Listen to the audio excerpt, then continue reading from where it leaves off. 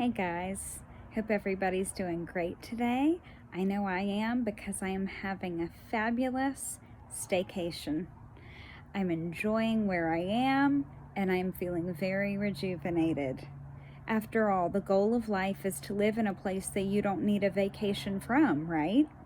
So today I'm here to convince you that a staycation is superior to a vacation and why you should consider using your time off to stay at your home sweet home.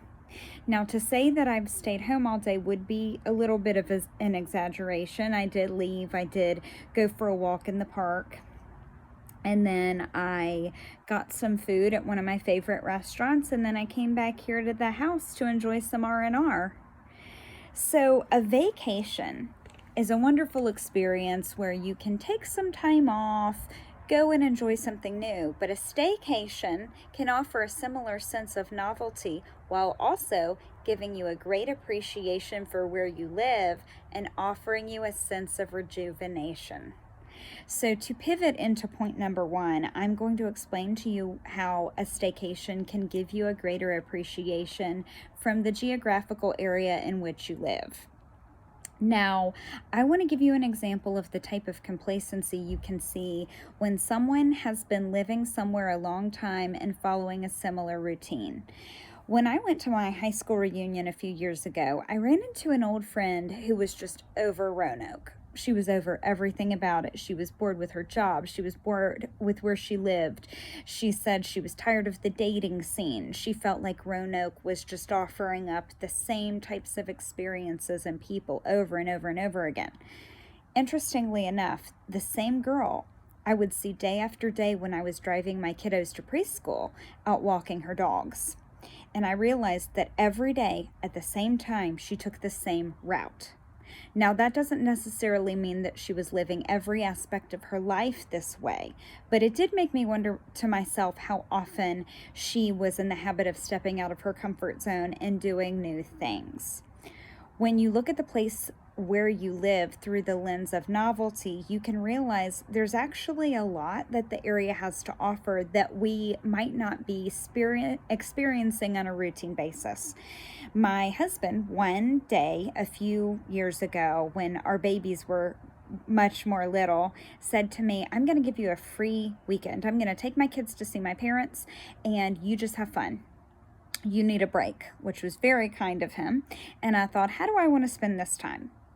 I could just binge watch some favorite shows, which would have been appealing at the time. But I thought, I want to have an intentional staycation. I want to try some new ethnic food.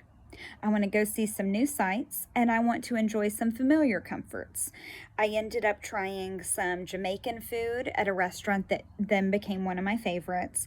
I ended up taking myself to a movie at the Grandin Theater. Had a nice little date with myself. I loved the movie. It was Brittany Runs a Marathon, if anybody wants to check it out. I think it's on one of the streaming platforms. And I just enjoyed myself in my house. And it was lovely because at the end of the weekend, I ended up feeling like I have a brand new appreciation for this place that we're choosing to call home. Not only that, but I felt rejuvenated, which brings me to my second point. A staycation can actually be much more restful than a vacation. In a 2019 article entitled, This is Why You Feel Tired After Vacation, from the website wellandgood.com, author Emily Lawrence details brain science that suggests just how much fatigue sets in when we have to make a bunch of small decisions throughout the day. So you can imagine this is why weary travelers come home saying they need a vacay from their vacay. So on the flip side, imagine not having to make any of those decisions, not having to think about where are we going to stay, how are we going to get there, what are our modes of transportation, should we do what we normally like to do, or should we try out some things that we've been seeing on the tourist brochures.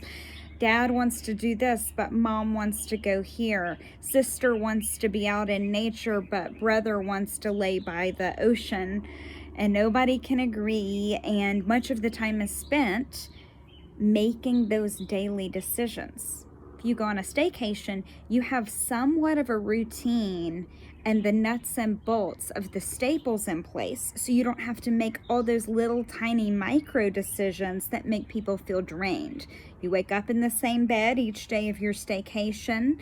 You have the food in your fridge that you typically have in your fridge, so therefore you can pick and choose where you seek novelty and when you just relax into what you already know.